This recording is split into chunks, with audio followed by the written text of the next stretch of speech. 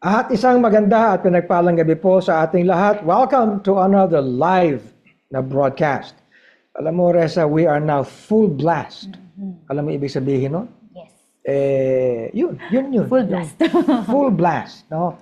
Sa lahat ng preparasyon para sa darating na National Baptist Day sa isang taon, 2026. Ang pagdiriwang pong ito ay naaayon sa Republic Act 11897. At ito ang ating kilala bilang National Baptist Day Act. At sangayon po sa batas na ito, ay may pagdiriwang ng National Baptist Day kada ikalawang Huwebes ng buwan ng Enero kada taon. Ano po?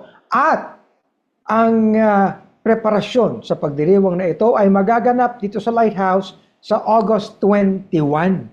Yan ay sa Huwebes. Thursday, opo. Oo. Kaya naman, alam mo, Reza, buhay na naman ang Baptist Riders United upang kami no, ay bumisita sa iba't ibang mga Baptist churches, lalo na dito sa Southern Luzon. Abangan niyan sa ating feature ngayon sa What's Brewing. Ayan, isa pong magandang testimony, no, Bishop, ng mga Baptist sa ating bansa. Yung significance po natin pagdating sa nation building, lalo na po sa buhay ng mga kabataan. Incidentally, Bishop, ngayong August ay National Family Planning Month sa ating bansa. At ayon po sa FPOP or Family Planning Organization of the Philippines, teenage pregnancy has become a national emergency. So nakakalungkot man po yan. Pero sa ating bansa po ay 538 babies daw po ang pinapanganak to teen mothers every day. And Wow. 1 in 6 Filipino girls are marrying even before they are 18 years old. So sa atin pong Espresso Self ay usaping teenage relationships po ang ating tatalakayan. Kasama din po ang ating resident expert, isang clinical psychologist and pastor na si Pastor June Sombiluna. Ikaw ba ilang taong ka nung naging ikay-ina? Secret. 28. Oh, 28. At ngayong Agosto naman ay Breastfeeding Awareness Month sa ating bansa. At ano nung nga ba ang mga benefits ng breastfeeding for both mother and child? Alamin natin yan sa ating Health Talks. Ayan, so magaganda po ang ating mga topics and very relevant po. No? So stay with us for an hour of good talks. Ako po si Reza Abante Yebra. At ako naman, si Bishop Ruben Abante. Join us and let's have good talk over good coffee. Welcome to the Lighthouse Cafe.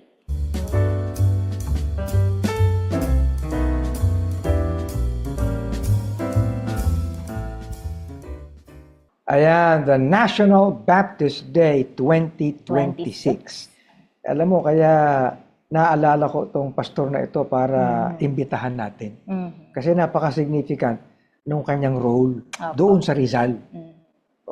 Isa yan sa nung isang, hindi, ngayon taon, Ngayong taon, early, 2020. January, no, ay naging napaka malaganap, no, at masasabi ko na matagumpay yung kanilang National Baptist Day sa Rizal. Kaya ininyahan natin siya dito. Walang iba, kundi si Pastor Luis Ray Escrupulo. Magandang araw sa iyo, po. Good Pastor. evening po, Bishop. Good evening, Reza. Welcome back. Welcome po Thank ulit. you po. Ikaw ay hindi ka nabisita rito, suki ka na rito. Opo, salamat po sa Ikaw ba ay related ka sa Lighthouse? Very. Pero ano ang church mo pinangungunahan? Sa ngayon po, ang Pilgrim Bible Baptist Church, iniwan po sa akin ni Pastor Bing. Yes. Sino si Pastor Bing? Tatay ko po. Ang tatay mo. Opo. Anak ka ng, you are a Ng pastor's pastor. kid. Opo. At ngayon ikaw na ang nangunguna sa lahat ng mga churches ng Pilgrim. Tama po, Pastor. Mga ilang mga churches yan? As of last count ay nasa 82 po. Oho. Kasama na yung mga Pastor, yung mga anong tawag dito, yung parang apo na. Apo, of course. Ganun din naman sa Lighthouse. So yung mga direkta sa amin, I think nasa around 30. Okay. At nanganganak pa yun ang nanganganak. Tama-tama sa topic natin mamaya. Teenage pregnancy. Hindi naman yun. Hindi naman yun, ano. Mga nanganganak na mga gawain ng Panginoon. Totoo naman yun, mga daughter churches. Kahit naman sa banal na kasulatan, sa Book of Acts, di ba? From Jerusalem, nagkaroon ng Judea, Samaria, di ba? Tapos uttermost part of the world na. Yes. Nagsimula doon. But anyway, Pastor Ray, para sa iyo bilang pastor, no, isama mo na ang damdaming kalooban ng mga iba't ibang kapasturan at mga simbahan na nasa ilalim ng Pilgrim. Ano ang dating sa lahat ng National Baptist Day? Well, nung una po, when it was first presented to, actually, nung una, kay Papa pa kay Pastor Bing, no? At ipinasa niya sa akin, sabi niya ako ang manguna. And so, with yung ibang mga coordinators, Pastor Arnel Bon and Pastor Bong Escala, isa sa mga challenge namin, paano to Ayun. alam sa ibang mga churches at paano sila mag-gather together. Alam niyo naman tayo mga Baptist, for so long, we have held on to that separatist very strongly. Oo. No? So, minsan, mga maliliit na issues, because of the separatist mentality, Yung ibig sabihin ng separatist is being separate from this world. that's no? the right Lahat ng ano. context of it.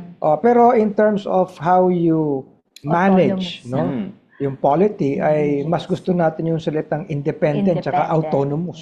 Independent din po, parang napupunta rin dun sa ganong aspeto. Oo.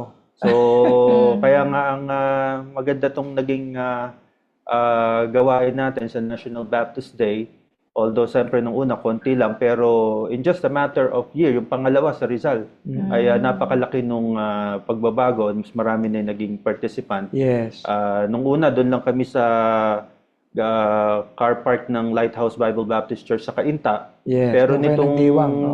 year na ito, hindi na kami kumasya doon. So, Dumami na. Opo, dumami kami. Umarkila kami ng isang malaking venue, yung Cainta Auditorium. Oo. At maganda po Yes. Ilang yung churches po yung resulta. naging kasama? Ang sa bilang namin, yung number of churches from Rizal ay 37 yung nag-participate.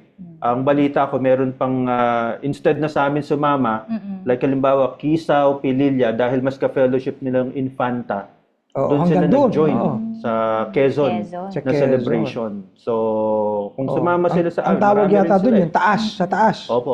Oo. Yung ganun. No? Kasi Pero mas sa malapit pag sila Rizal, doon ang eh. pinag-usapan ng Rizal, ano-anong mga lugar yan? Ang nakasama po namin ay, of course, Cainta, Antipolo, Taytay, Binangonan, Angono, Morong, Tanay. Malaki, ano? Opo. Yung San Mateo, nagkaroon din sila ng sarili nila, I think, no? And then yung Montalban, I think they joined kung sino man sa Quezon City, Batasan area ang nanguna. So, ganito Just ang not sure. ganito bali ang presentasyon ko bilang chairman ng National Baptist Day Committee, no? Tayo mga Baptist, we respect the independence and autonomy of each church. Yes. Walang isang church ng Baptist sa buong Pilipinas, marami yan at maraming grupo. At ang bawat isa ay nagpapahalaga ng kanilang autonomy. Pag sinabing autonomous yan, anak, Self-sufficient. yan sila ang self, no? Nagmamanage sila, self-propagating, no? Self-sustaining, self-governing, yan ang mga ibig sabihin yan. So ibig sabihin they have this ownership of what they are themselves. Pero tayo mga Baptist, meron tayong common sa bawat isa.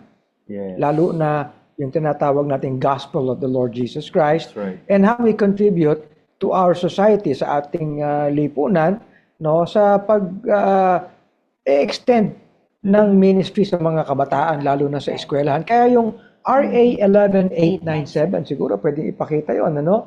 RA 11897 ito ay naipasa noong July ng 2022. Kaya ngayon ay nagkaroon na tayo nung unang National Baptist Day celebration ay January 23, no, ng 2023, January ng 2024, at last January, at sa darating na Enero ulit, yan ay pang-apat na National Baptist Day. Yes. Yes. So ibig sabihin nakakaahon na tayo doon, tayo-tayo lang kasama sila. Nakakasama na sila. Nakakasama yung na mga sila. dating hindi namin na-invite, nagkaroon na rin sila. Kumbaga, inadapt na rin nila. Kasi ang grupo mo, yung mga kasama yan sa Bible Baptist. Pero malaking grupo sa Rizal, ang mga nasa Taytay, di ba? Yung mga fundamental Baptist. Marami po sila. Oo, sa Antipolo lalo na. Ito yung Bishop. Yes, ayan, nakikita natin. RA Ruben Abante, hindi, Republic Act. Republic 11897. Kaya ayun sinasabi ko, ito po ay naging batas noong July of 2022. Kaya alam mo, ito naman, Pastor Ray, ito naman ay working holiday. O, pero binibigyan dito, ito, basahin lang natin bago natin ipakilala yung isa pa na pag-uusapan natin yung pag-abot sa mga churches, no? Yan, nakalagay diyan it is hereby the declared policy, ang gandang pakinggan, ano, of the state to recognize the Baptists for their Continuous pursuit. no? Ano nga nakalagay? Their Continuous pursuit of their evangelical mission to contribute to nation building by establishing Christian schools, no? That instill academic excellence. Ang gandang basahin ito, no? Excellence. Build No? character. And build character, no? In individuals and churches. Parang gusto ko maging dynamic eh, no? That promote, Proclaim, teach, proclaim, and promote, share teach, no, biblical principles for the betterment of society. Di ba ang ganda nun? Napakaganda. Merong recognition ng Estado na mga Baptist churches, no, nakakukontribute, nakakaambag, no, Sa nation building. sa nation Better building, sa ikabubuti. At ang maganda sa nire-recognize lipunan, nila no? sa atin, hindi gawa-gawa lang natin. Kumbaga, yun talaga yung nature natin as Bible Baptists. Oh, yun naman talaga ang nasa Biblia. Evangelism, education, at edification. Oo. Okay. So, may ginagawa ang mga leadership ng National Baptist Day na pag-abot sa bawat simbahan, bawat gawain. Yes. Iba't ibang lugar. Ikaw ba, Pastor, rider ka? Biker po. Biker! Kaya Bicycle. tatawag tayo nung rider mismo. Oo. Ito, hindi nga na siya nakapag-ride. Nasa malayo isang lugar, pero kasama natin siya. Welcome back sa Lighthouse Cafe, Pastor June Sombiluna ng Lighthouse Bible Baptist Church doon sa Pilar, Bataan. Bumati ka muna, Pastor June. Magandang gabi po sa ating lahat. Magandang gabi, Bishop at Rhea and Pastor Ray. Thank you so much for the opportunity and privilege na makasama ulit sa ating Lighthouse Cafe at pag-usapan itong ating magiging rides na naman ng ating Baptist Riders United. Oh, napag-usapan na ang schedule na yan. Kada buwan na yan, simula ngayon. Wow. Hindi ba? Oo. Ano ba ang gamit mong motor? Sabihin mo, Opo. sige. Well, Oh. kasi ang ating bishop ay loyal sa isang brand, so hindi pwedeng tayo ay mag-iiba. Kaya ang gamit ko po ay yung Triumph Trident 660 po. Na actually ay galing sa aking bishop. Ng motor mo. May requirement ba, Bishop, na kung gaano kalaki? Gustuhan ko lang kasi kilala ang brand na yan, ano, hindi naman ako nag-a-advertise for having safety Yeah. features. Hmm. Yan, oo. Kaya yun tayo, riding safe tayo. Riding Yan Hindi din ang tayo pangarap. kamote riders, ano, Pastor Yes po, June? opo. At isa po 'yan sa mga ating pong advocacy bilang Baptist Riders United, yung pagiging safe sa ating lahat ng mga biyahe po. Ibig sabihin, pag magra-ride tayo, kasama ako dyan ng Baptist Riders United, kasama mga Lighthouse Riders dyan, meron tayong sinusunod na hindi lang estilo, kundi mga panuntunan kung paano tayo kikilo sa kalye. Ang hirap niya minsan porque naka-big bike ka, parang ikaw ang may-ari ng kalye, Yeah. no? Diba? Pero pag convoy ba, Bishop, di ba mas medyo mahirap i-manage kasi marami Ay, totoo kayo? yun. Kaya dapat doon mas nakikita ang discipline. Yun. Meron pa mga sign yan sa kamay. Yes. Karaniwan po ba, ilan ang lumalabas pag mga ganyang rides? Ilan po Okay, ang kasama? marami. Nung nagpunta tayo sa Northern Luzon, ilan tayo? Naalala mo ba, Pastor John? Marami tayo noon eh. Mahigit Pero, 30 po yata tayo noon. nagsimula tayo ng marami, tapos nabawasan. Opo. Nasa 20 yata 20. tayo nung inikot natin. Regular. Mga ganyan. Mas mababa Marami pa ang din. natin nung tayo pumunta ng Southern Luzon. Mm. No, sa Bicol, inabot natin yan. Naalala mo ba yon? Yes po, opo, sa Bicol po. Okay. Now, ang layon natin, no, siguro meron tayo mga clipping ng video na yan eh. No? Anyway, ang layon talaga natin, Pastor John, ay bisitahin ang mga simbahan, ang mga Baptist churches. Ano mang grupo ito. Yes po. Di ba? Oo. Pagkatapos bawat tigil natin, anong ginagawa? Yun po at napakaganda dahil ito po talaga ay our ride with the cause, ika nga, because we are promoting po yung ating National Baptist Day. At sabi ko nga, ito yung rise na talagang hindi lang for fun, pleasure, kundi with meaning, with purpose talaga. Kaya kapag, ayan, hindi pwede na kapag napunta kami sa isang church ay pahinga lang doon, kain, gano'n. Hindi. Ang ating bishop magsasalita, challenge, i-encourage na ang dapat ang lahat ng mga churches and pastors ay maging kabahagi ng pag-obserba ng National Baptist Day. At because of that, ay naging naging receptive naman yung mga pinupuntahan mga churches, and that is a good thing na ating nakita doon sa mga rides natin. Sa mga nakaraang pagkakataon, ano-anong lugar na, ano-anong mga loop na ang na-travel ng BRU? Alam ko po ay ang Luzon loop natapos na natin. Bicol loop Northern Luzon natapos yan. na natin. Hanggang pinakatuktok yun. Oo. Opo, inikot natin po 'yan. Tapos Pangasinan, Zambales, Pangasinan, Luzon ng Tarlac, Cavite, Laguna, Quezon. And yun po, halos naikot natin yung buong Luzon actually, Pastor. Although ulitin pa ulit, no? Hanggang Bulan, Sorsogon. Yes po. Tapos umikot pa ulit, papuntang Daet. Marami na pa, yeah. Marami na. At naalala mo, nung nagkaroon pa yata nung June 12, tamang-tama, nagkaroon ng Independence Day ride, ang Baptist ride. Yes. Opo. Oo. Meron pa kayo sa Taal eh.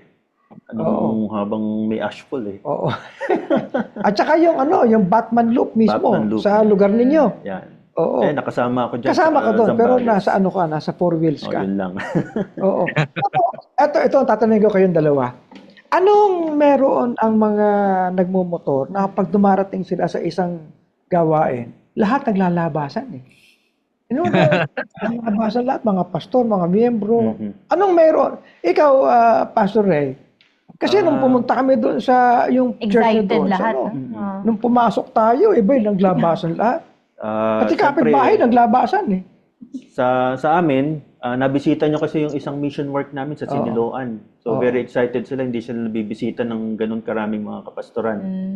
So parang pagka nababanggit yung BRU ang nasa isip ko. May naisip akong verse, Pastor eh. Ano yun? Romans 12:1. Oo. I beseech you therefore. So yung BRU nagbi-visit. I beseech you. So Iba yun. I visit you therefore. Of course, nabanggit ni Pastor June yung mga pagkilos na ito. Kumbaga, kung hindi tayo mananampalataya, we do this for our pleasure. Pero ito, ginagawa natin with the virtues because we know this is a ministry.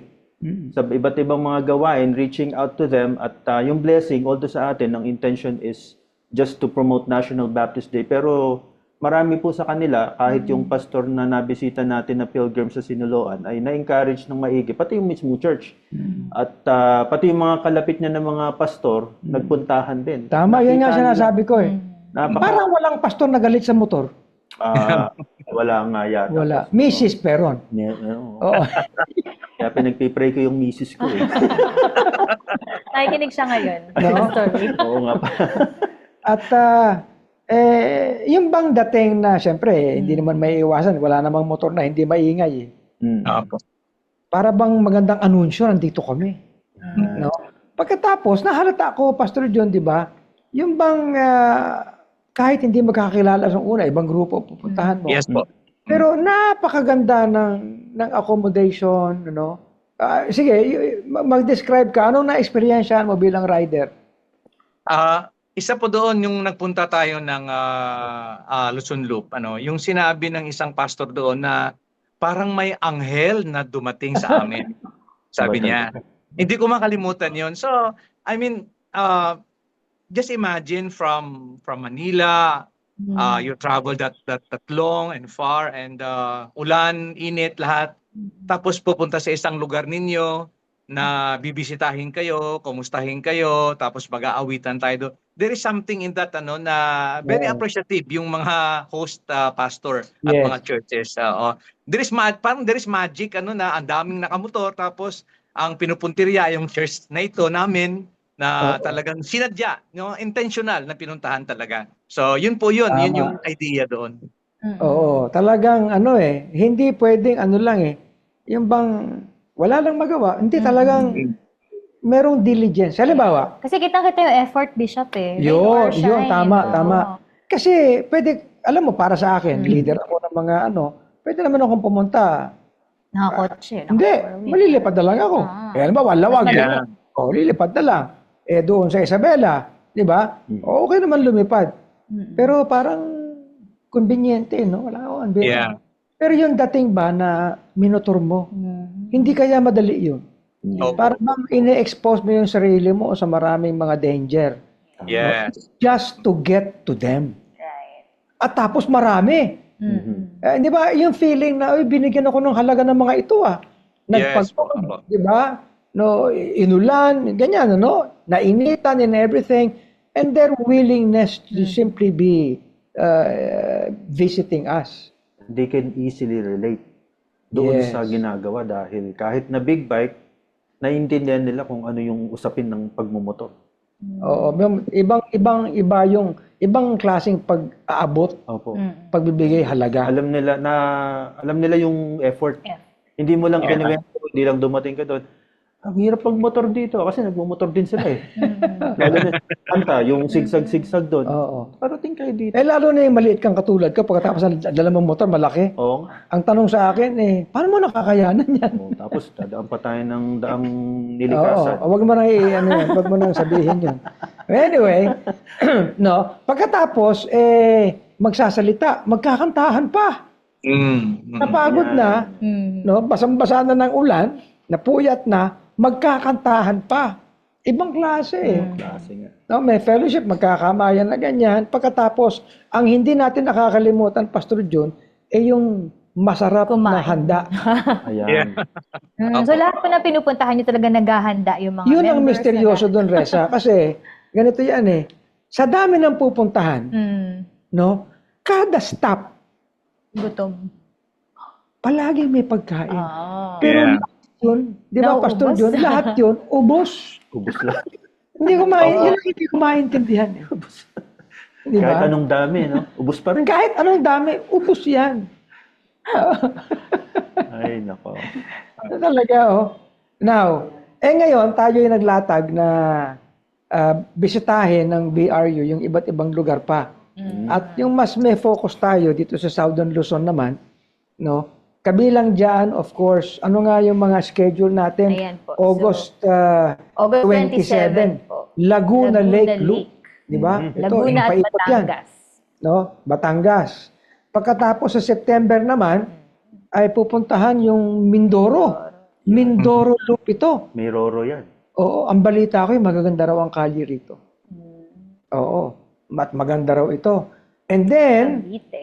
isa pa sa September, Cavite naman. Okay? And then October, naku, sa inyo ito, October 8, Pastor Bataan, John, Maribeles. Bataan, Maribeles. And then November, Bataan Loop ulit tayo. Batman Loop. Batman Loop. Ayan. Rizal, Quezon at Laguna. Oo. Alam mo, maraming concentration ng churches dito sa mga lugar na yan, na mga Baptist. Kaya, hinahanda. Pastor John, ikaw, ano ang dapat na paghahanda kung ikay bahagi ka ng Baptist Riders United? Physical. Pag nagra-rides po, of course, ang unang dapat isipin dyan, ay conditioning ng katawan, okay?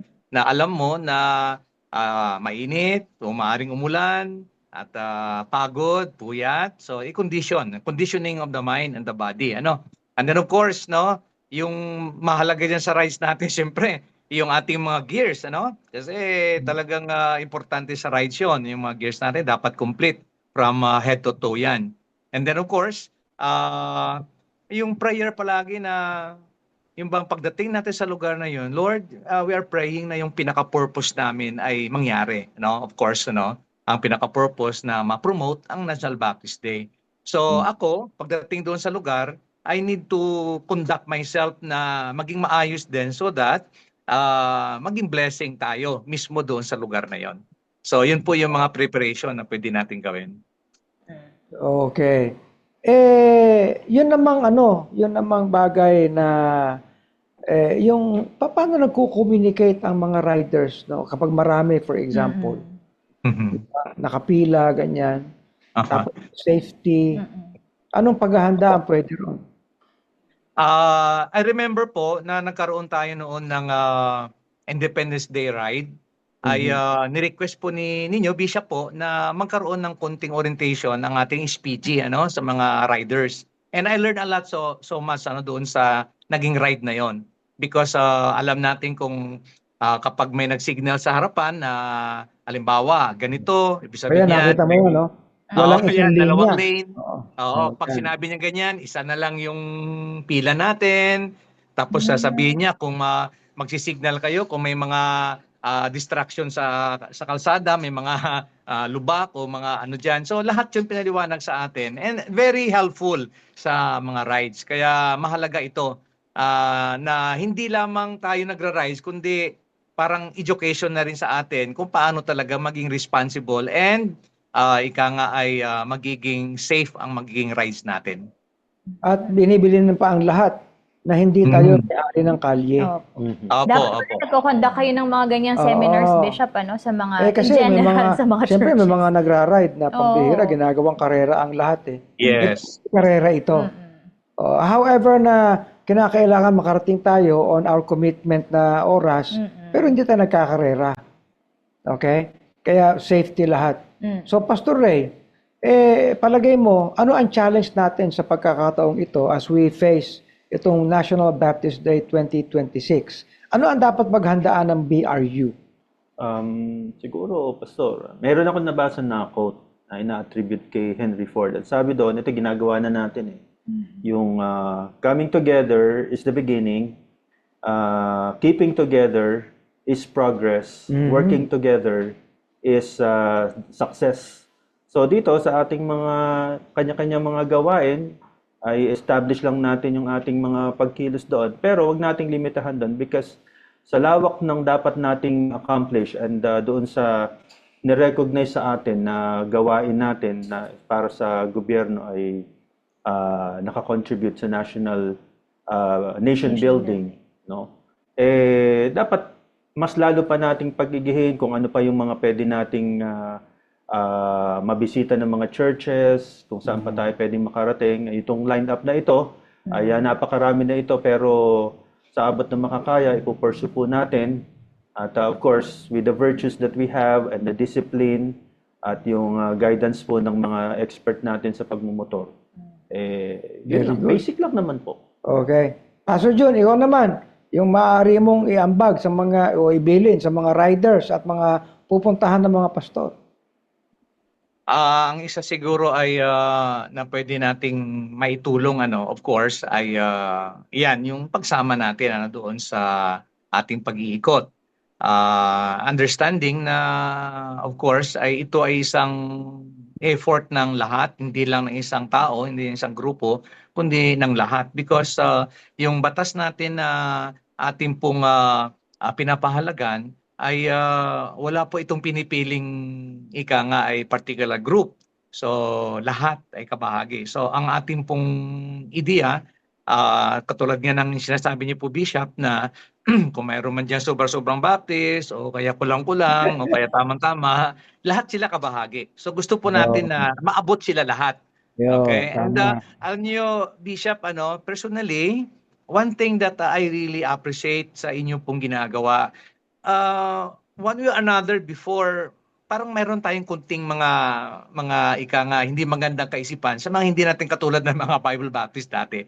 But lahat po 'yan nagbago when we started to go around to the Baptist Church United and then yung National Baptist Day. And it opened something in me personally na wow, oo nga pala. I need to really open up sa katulad ko mga Baptist. And ngayon, nagkakaroon tayo ng maraming network tuloy because of that. And that is one thing na napakaganda na naging accomplishment po ng pangunguna nyo sa amin na Bishop sa ating po mga rides. Ayan, narinig po ninyo ang tungkol sa National Baptist Day at sa Baptist Riders United. Pwede po ba silang sumama sa Baptist Riders United, Bishop? Of course. Open to Hanggat sila. may motor po sila. Ayan. Yeah. May Facebook page po, you can visit the National Baptist Day o ang Baptist Riders United na kaakibat niyan is all about, number one, evangelism, gospel, and it's all about raising the next generation. Yung ambag natin sa lipunan, nagtatayo tayo ng mga eskwelahan at bilang mga Baptist churches. Hindi po ito tungkol sa politika. This is not about politics, but this is all about the gospel and the building up of our people. Okay? So maraming salamat sa inyong dalawa. Salamat. At sana Thank naging you very maliwanag much. po. Thank you so much po. Baptist Day. Thank you, Okay. Bishop. Maraming salamat. Huwag po kayong aalis, magbabalik ang ating Lighthouse Cafe. Mga usaping in, mga paksang trending, Mga talakayang may kabuluhan. lifestyle at kultura ang sariling atin. Buhay Pinoy, pag-usapan natin dito sa Espresso Self!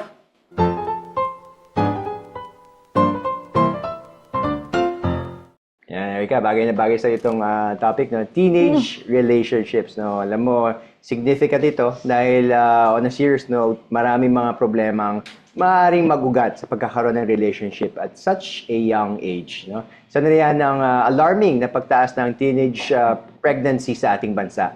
Naman ba na ayon sa datos no, ng Pilipinas ay pangalawa sa Southeast Asia pagdating sa pagkakaroon ng highest teenage pregnancy rate with over 500 girls no, age 15 to 19 becoming mothers every day. Wow, nakakalungkot yung datos na yan, no, Gabi? Dahil alam naman natin na yung mga ganyang problema ay nakaka-apekto sa kinabukasan din ng ating mga kabataan or yung ating future generation, no? Not to mention yung high risk of carrying and delivering a child at a young age. At ano nga ba ang mga dahilan kung bakit pumapasok sa maagang relasyon ng ating mga kabataan? Importanteng tanong yan. At natutuwa ako as a father of an almost teenager, no, na may mga churches, no, including sa ating eklesiya, na talagang relentless, talagang hinihikaya at binabantayan yung mga kabataan natin para mag-focus at mag-excel sa kanilang mga studies at sa kanilang pamilya bago pumasok sa maagang relasyon. To talk more about this, we are happy to have again our resident expert, our clinical psychologist, our pastor from Lighthouse Bible Baptist Church in Pilar, Bataan, no? Pastor June Sombiluna. Pastor June, yan po, na-miss po Welcome po namin ulit. kayo. Thank you so much, Demand. Gabi and Erica. Thank you for the opportunity na maging part ulit no, ng ating discussion. And very, ika nga ay timely ito because yun nga, ano, we are celebrating sa buwan na ito sa family planning, tama, no? Kaya maganda yung ating discussion ito. And then, of course, ay ito ay isang malaking concern ng ating bansa. No, hindi lang ating bansa, kundi of course in the Southeast Asia. At nabanggit nga ni Gabi kanina, pangalawa pala tayo ano, na mayroong mga highest incident ng teenage pregnancy. Opo, yes. Saan po, Pastor June? Pisa na po natin, no? I'm sure si Erica po, na-experience niya po yung pagtibok ng puso niya, no? Dati. Kayo din po, dumanin kayo dyan, Pastor June. Tumitibok pa naman, Gabi.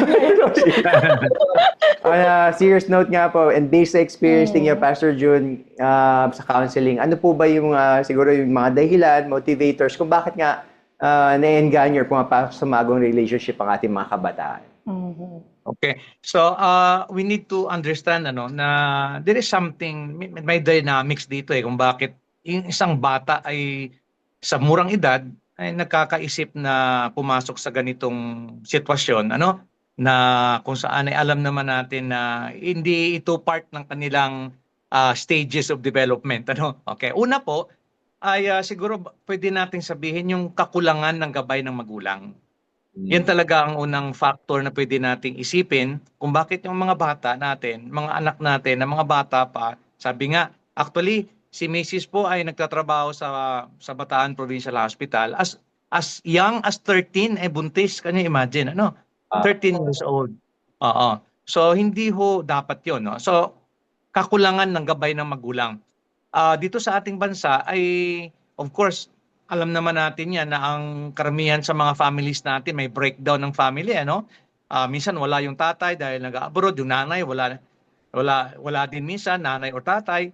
And then mayroon din na buong parent wala, ano, at naiiwan lamang yung bata sa kanilang mga guardians. May alam ako dito sa Bataan na buong magulang wala, ano? At ayun nga, binibigyan natin ng counsel ng konti ay dinadala yung kanyang mga kaibigan doon sa bahay at nagkukulong sa kwarto at kung ano mga pinagagawa. Kasi walang guidance ng magulang. And then of course, isa pa ay impluwensya ng barkada. Ayun. Oo, impluwensya ng barkada. And kailangan ang mga magulang maging maingat dito kaya kahit yung mga anak ko minsan kahit na nagpapaalam yan at sabihin mag-overnight sa bahay ay talagang iniimbestigahan ko talaga at tinatawagan ko talaga yung kahit yung mga kaibigan niya at sinasabi Name ko and contact number dapat, Gabby. Baka kay Erica Faith yan. kaya sinasabi ko pag kayo nag-overnight ko, anong panonoorin ninyo? At sinasabi naman ng anak ko, Papa, hindi po, uuwi ako kapag gagawin nila iyon. So, yun, napapalahanan natin. And then, of course, ito pa isang factor pa. Kaya ang isang bata na pumapasok agad sa isang love relationship ay dahil feeling niya kulang siya ng pag-ibig sa pamilya. So, hinahanap niya sa iba. Kaya nga, maraming kabataan ngayon na kapag nakarinig ng I love you sa kapwa niya, sa peer niya, kinikilig na.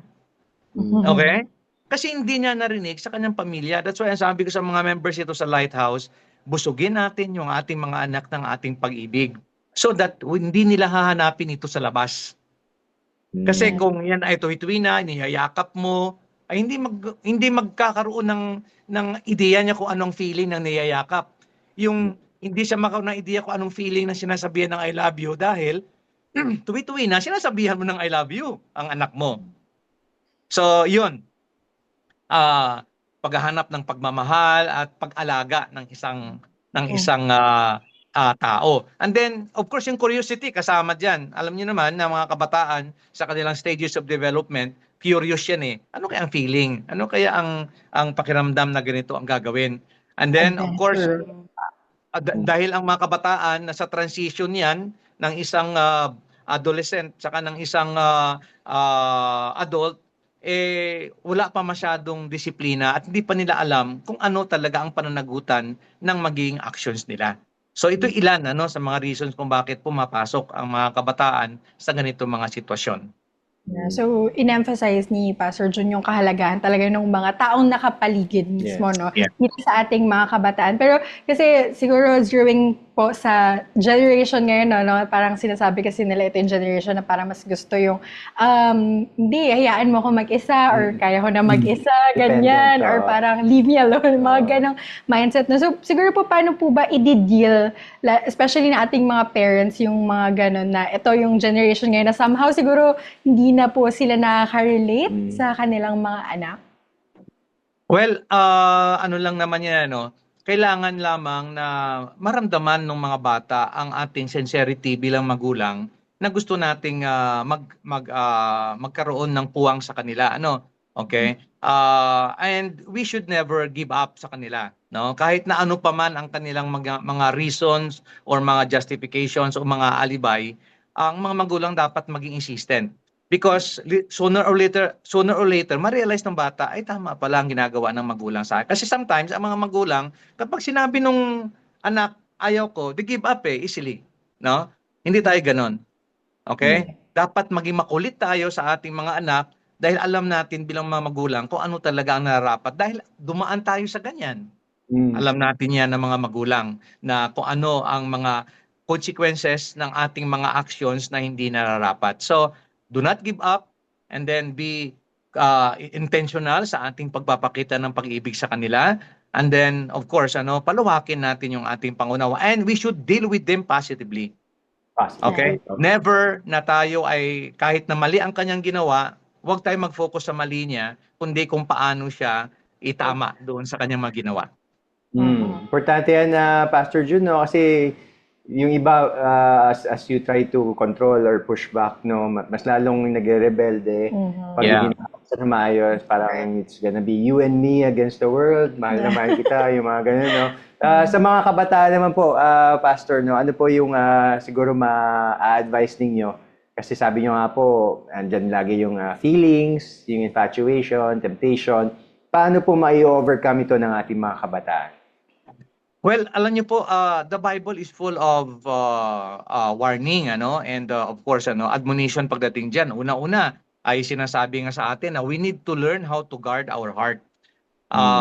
Guarding our hearts, actually, no, tandaan natin na ang heart hindi yan yung organ natin dito na tumitibok, no. Hindi nangulugan na yan ay tumibok ng malakas, pag-ibig baka sobra lang sa kapihan, ano.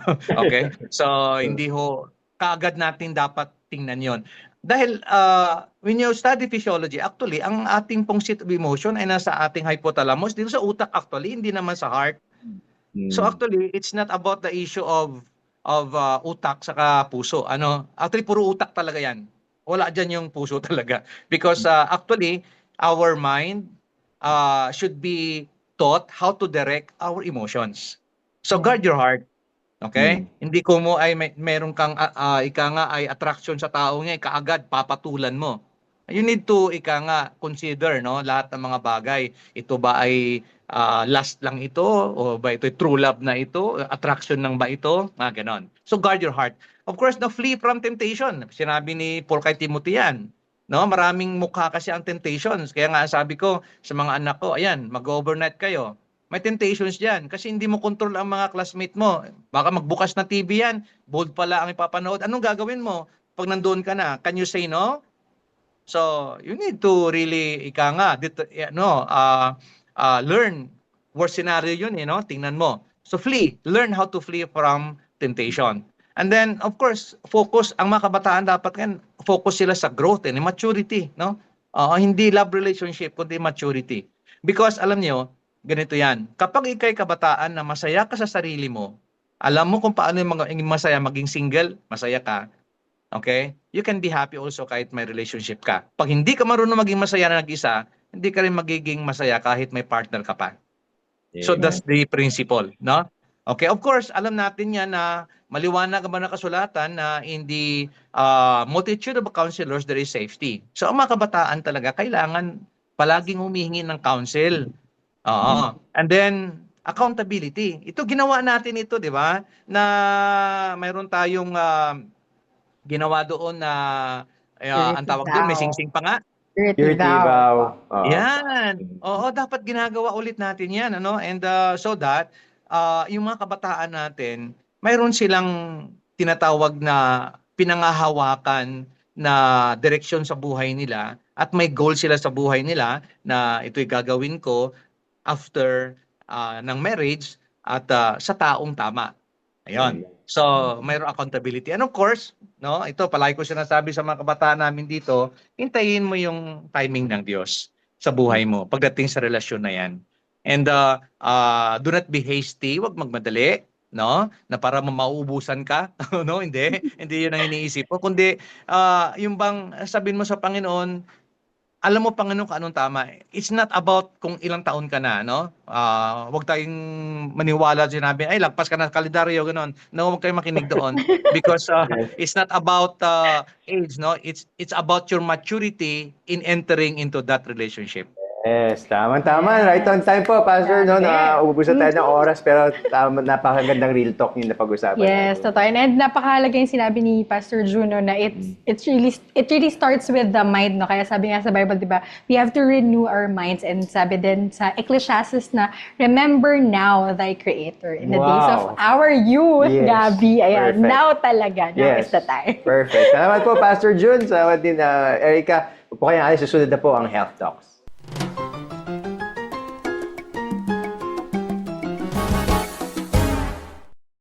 Welcome to Health Talks. Ngayong buwan ng Agosto ay pinagdiriwang ang Breastfeeding Awareness Month, and this event highlights promoting and supporting breastfeeding as the optimal method for infant feeding.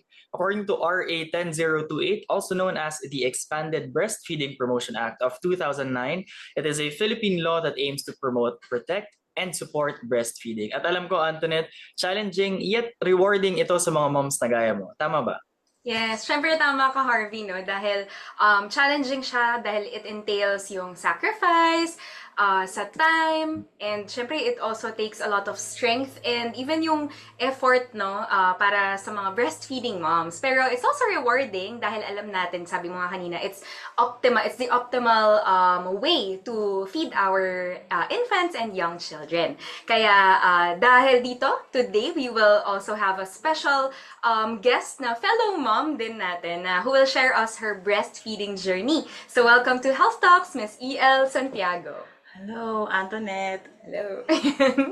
Ayan. So, exciting to, no? Dahil very close to my heart. Ayan, ang ano. At maganda, makaka-benefit din for sure si Harvey dito in the future. Ayan. So, for introduction siguro, Miss E.L., pwede niyo po bang i-share yung background ninyo? And are you working right now? Yes, so I'm El Santiago. I'm a proud working mom of 3 amazing kids. A 13-year-old boy, son, and a 9-year-old daughter, and a 4-year-old daughter. I've been on a continuous breastfeeding journey since my eldest was born. So until now, with my 4-year-old daughter, tuloy-tuloy pa rin yung pagbe-breastfeed ko. Ooh, wow. And so Miss EL, of course, gusto nating malaman, even our audience, bakit ba kayo nag-decide na mag-breastfeed? Or for all kids ba yun? Ever since, of course, your first baby up until nabanggit nyo nga po ngayon? Yes, aside from the practical benefits, of course, yung health benefits na nakukuha ng mga bata and ng mga anak ko. So, since na-educate ako, I became an advocate since day one. Sabi ko nga, until now, continue ko pa rin. And until ma-reach nung youngest ko, yung kanyang time na siya na mismo yung Until yung time na mag-stop na si youngest. Ayan. So, for sure, no, yun nga po, kasi sabi niyo po, yung oldest niyo is 13, so nung first day niya, tapos ngayon, yung youngest niya si Yana, so 4 years old na siya. So, marami po yan, syempre, maraming benefits, rewarding siya, pero at the same time, challenging siya, no, as a working mom ngayon na bumalik na po kayo ng trabaho. So, paano niyo po siguro nababalance or nahahandle yung challenges of being a breastfeeding mom even while working? Of course, at first, napaka-challenging niya because in a fast-paced environment, ang daming mga demands na hinihingi sa akin. But then on, when they realize na very committed ako sa ginagawa ko, they understood, and until now, naintindihan nila yung ginagawa ko.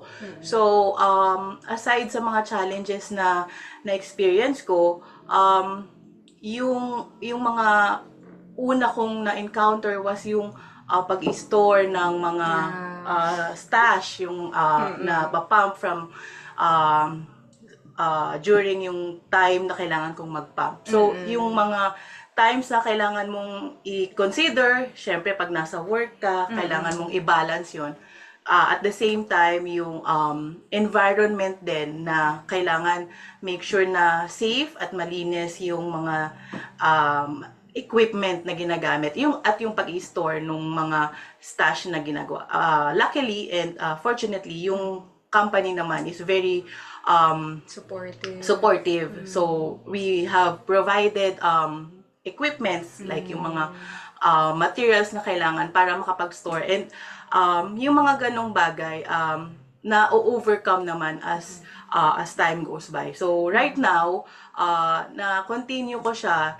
Although, syempre, with limited na lang dahil 4 years old na yung aking youngest, sa gabi na lang siya. So, hindi ko na kailangan mag-pump and everything. Kaya, mas convenient na. Yeah, kasi older na. Pero siguro para sa kalaman, syempre, si Harvey, iba yung experience. Me as a male and of course single pa. Pero for parang siguro knowledge of everyone, talagang kapag working mom ka tapos younger yung kid mo, no Miss EL, ano ba yung mga bit-bit dapat pagka kailangan mo mag-pump sa office? Ano po ba yung mga dala-dala nyo? So aside from yung mga bottles or yung mga storage bags, kailangan yung mga pumping materials like yung breast pump, yung mga ganon. So aside doon, syempre yung pag-i-ensure na malinis, yung mga material, yung mga bottles and yung pump, kailangan pati yung mismong storage bag, yung Parang thermal bag po siya, di ba? Oo. So, yun, kailangan mo siyang i-endure kasi madami yun eh.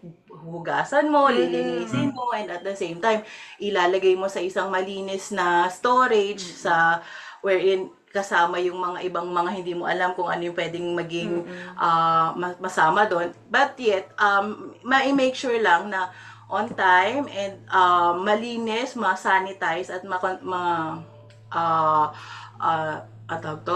ma-disinfect yung area palagi. Yun yung importante doon. And pag on the way naman, i-make sure lang na nasa maayos na thermal bag para pagdating sa bahay, ilalagay na lang siya or ita-transfer na lang siya sa freezer. So yun yung naging buhay ko for almost hindi ko na maalala. 13 years na kasi, 13 years old. Pero syempre nung lumalaki na sila, palo na ng palo yung supply. So hindi na ganun kadami yung kailangan kong i-provide sa kanila. Ayan, and Miss El, we've also heard na meron kayong naging ministries. Of course, you mentioned yung mga challenges and yung rewards din kanina, no? But yun nga, if you may also tell us kung ano yung ministry ninyo, we heard na meron kayong pagsusupply ng milk to other moms who have low milk supply. Okay, so during that time na talagang na-boost yung aking supply, syempre hindi mo naman siya itatago lang. So ang naging naging unang option ko is to donate it sa mga nangangailangan. Basically ang naging ko lang doon, participation ko, syempre itanong kung sino sa mga nasa paligid, and very grateful naman ako kasi I was given that blessing na makapag-donate at makapag-share ng stash. Kasi very important talaga. Especially those na, I remember meron ako mga premature baby na nabigyan, hindi lang isa o dalawa. Basta alam ko during that time na from my oldest na son, hanggang dun sa pangatlo kong daughter ngayon, meron akong napagbibigyan. And nagpapasalamat lang talaga ako, Net, kasi yung blessing dun, aside dun sa nakakapag-provide at nakakapag-donate ka, nakakapag-encourage din ako ng mga moms and soon-to-be moms dun sa advocate. Kasi naging personal advocacy ko na siya na mag-impart ng benefits ng pagpapa-breastfeed. So, very, aside dun sa mga beneficial na nabibigay niya sa health, sa convenience, yun talaga yung naging impact sa akin, yung makapag-influence ng maraming mga moms and soon-to-be moms nga na maging advocate din ng breastfeeding journey ng katulad na ginagawa ko ngayon. And syempre, Antoinette, itatanong na rin natin sa'yo bilang nutritionist and of course, as a mom yourself, ano ba yung nutritional benefits ng breastfeeding? Yan. So, syempre, no, sabi nga natin kanina pa natin inuulit-ulit yung adjective na optimal. Kasi ibig sabihin, yun yung parang the best, yun talaga yung best way to feed our, yung infants. Nabanggit ni Miss El kanina, may mga premature babies. Kasi, sa mga babies as young as yung mga newborn, ganyan, hindi pa kasi kaya nila talagang ma-digest yung pag-formula yung milk. Merong mga forms ng mga protein na hindi pa nila kayang i-digest ng kanilang mga stomach kasi maliit na maliit pa talaga. So, big sabihin, parang in simple terms, yung breast milk talaga, ito yung parang easiest na food na kaya nilang ma-intake and of course, ma-absorb ng katawan nila yung nutrients. And at the same time, hindi lang siya nutritionally speaking, kundi marami siyang antibodies. It's a live, actually, yung breast milk, it's a live substance, no? May maraming antibodies and maraming, yung immunity talaga nabu-boost through breast milk. Kaya sinasabi kanina ni Miss El, kailangan disinfected yung lugar. Yes. Tapos pag nag-travel ka, ano lang yun parang I think 2 hours lang ang lifespan or parang yung pwedeng safe yung breast milk na nasa room temperature. Kasi mabilis siyang ma-spoil because napaka-rich niya sa nutrients. Kaya kailangan yung may baon ka na thermal bag na may yelo. Kaya ang bigat talaga niya. Na-experience ko yun first hand na every day, so Monday to Friday, bit-bit mo yun. Kasi once na, ang maganda rin, very natural siya na process ng katawan, no? As moms, no, may napaprocess yung nagpo-produce yung breasts ng milk. So it's a law of supply and demand. The more na nagsusupply ka, kagaya ng ginawa ni Miss EL, during work time, may number of minutes siya na nagpa-pump. So the more na pinapractice niya yun, mas tataas yung milk supply. Kaya blessing din talaga siya kasi hindi lang siya nakakapag-share sa ibang moms, kundi tumataas pa lalo yung supply ng milk niya. So, napakaraming benefits for the kids and of course for the mothers. Researchers have shown na bumababa din yung risk of breast cancer, ovarian cancer among mothers, and ano na rin siya, physical activity rin siya sa mga moms kasi 500 kilocalories ang sinuspend namin. Wow. ilang reps yun sa gym or whatever. Pero, yun, kaya it is really God's, I would say, blessing ng Panginoon sa moms and kids natin. You mentioned yung number of calories, no? So para talaga siyang, it equates to specific physical activity. Grabe, no?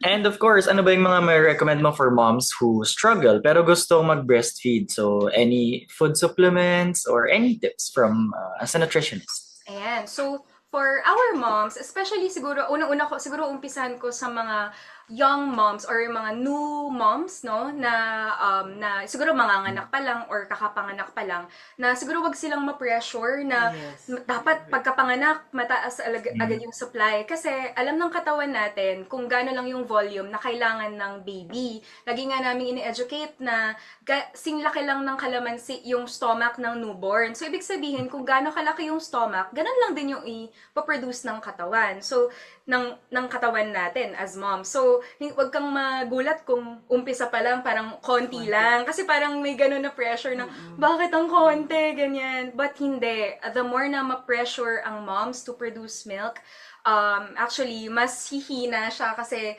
ang breastfeeding is really, stress is one parang barrier din para humina yung supply ng milk. So, yun yung una. Wag tayong ma-pressure. As much as possible, we just want to be supportive sa ating mga moms. So, yun yung una. And of course, iba-iba yan. May mga moms na talagang malakas yung production. Meron din na saktuhan. Ako, I would say, saktuhan lang yung, average lang yung, kung ano lang kailangan ni Ethan, no? But, yun, so, huwag ma-pressure. And, of course, yung ating mga husbands and yung mga tao sa paligid natin, one way to also encourage yung supply is through yung tinatawag nating breastfeeding na massage or lactation massage, wherein minamassage yung likod, yung ulo, and yung back. And may special way yun para ma-promote. Kasi may mga times na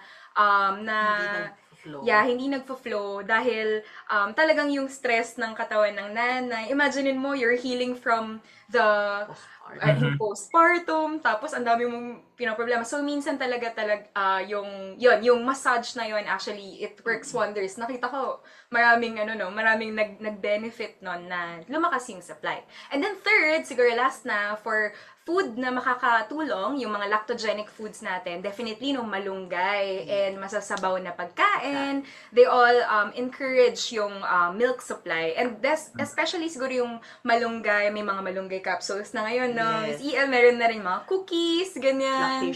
Lactation cookies, lactation treats. So, pwede magandang ma-try din yon ng ating mga moms. Ayan, maraming salamat, Anton, of course, for those tips, for those recommendations, and of course to Miss EL for sharing us your journey and the rewards of conducting breastfeeding. Ngayon naman, ipakinggan natin si Bishop Ruben in Hebrews.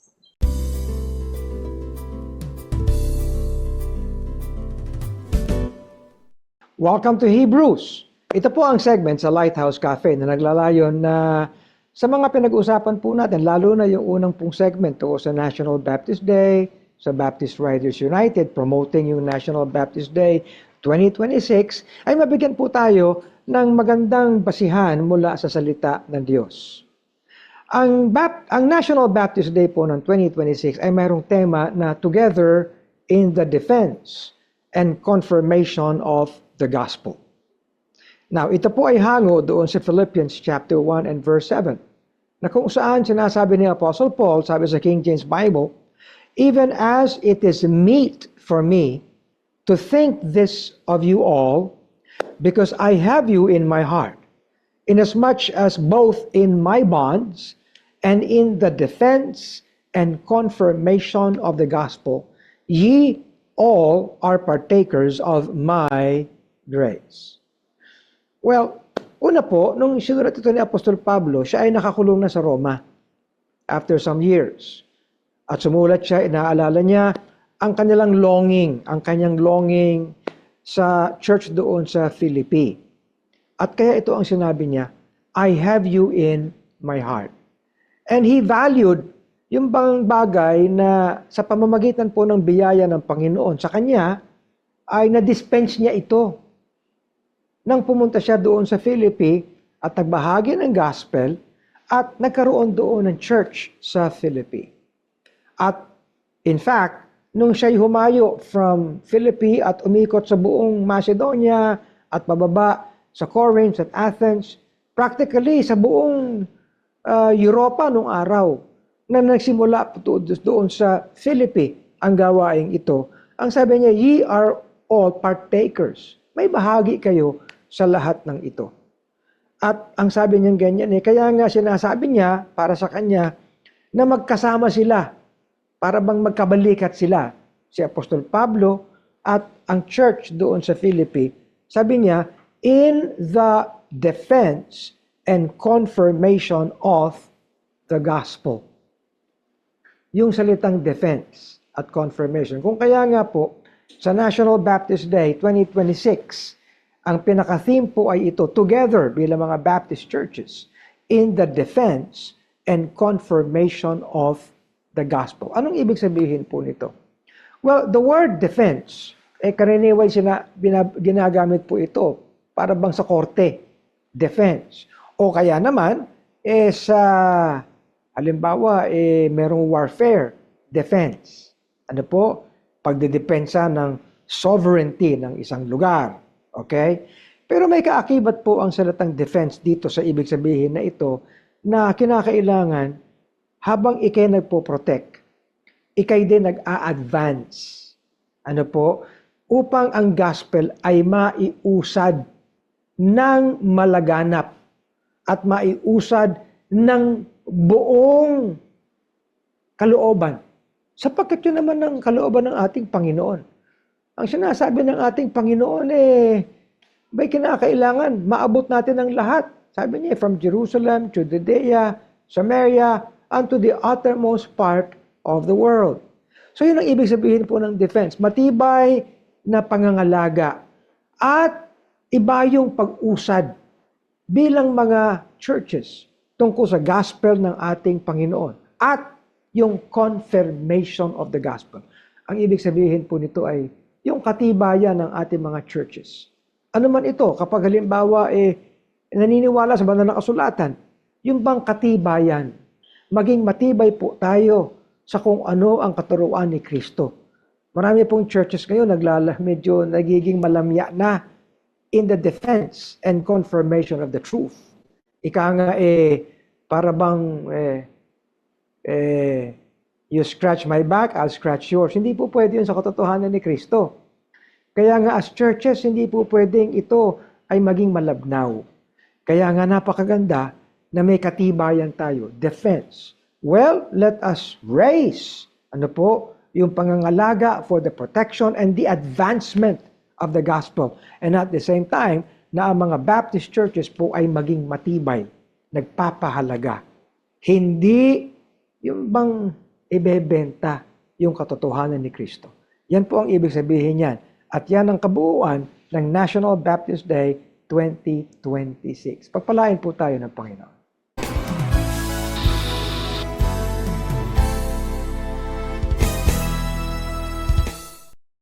Ayan, dumako na naman po tayo sa pagwawakas ng ating programang ito sa linggong ito.